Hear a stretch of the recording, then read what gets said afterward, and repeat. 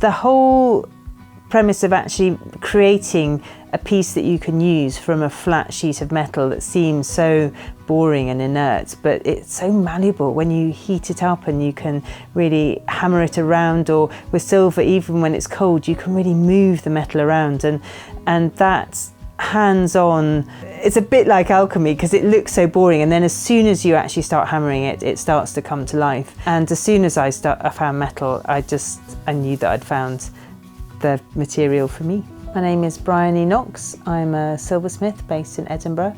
I've been working in metal for about 20 years, and I make a huge variety of silver sculptures and functional items. When I first started working, I was making in copper and brass and steel, and then I slowly moved to silver, partly because I wanted to actually make things slightly more functional. It is slightly more malleable, so I can really hammer it into more shapes. So I can make much more three-dimensional objects from flat sheets. So I love stories and world myths, and quite often they're the catalyst for ideas of inspiration and things in the piece that I'm making. On the Isle of Jura, people say that when the swallows disappear in the winter, that they're not actually flying south, they're diving into the sea and becoming fish and swimming around the island, and then come up again in the spring. And I started making a larger piece. It has that story told in the chasing round the rim. But then I also had these brooches,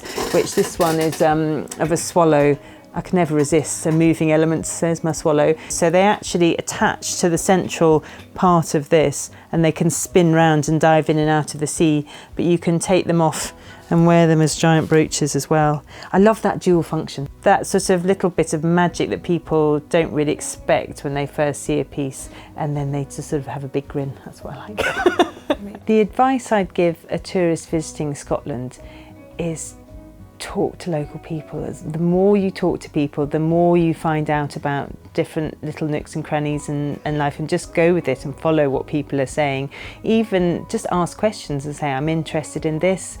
How do you know anything about that? And it's amazing how small little communities, even in big cities like Edinburgh and Glasgow, somebody might know somebody that will send you down that path, and then just try and get chatting to people.